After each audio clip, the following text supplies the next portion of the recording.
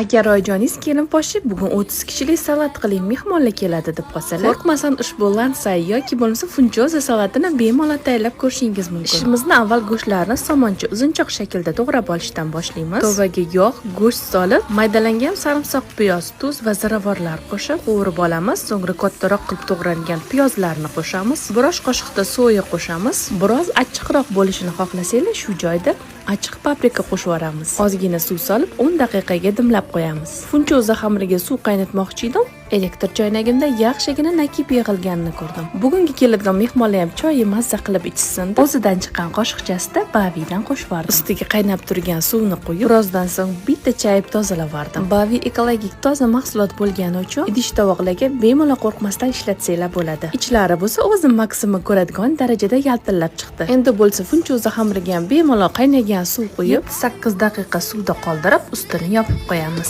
Qizil sabzini qirg'ichdan chiqarib olib, pishib chiqqan go'shtlarimiz ustiga solib 2-3 daqiqa past olovda qovurib olamiz.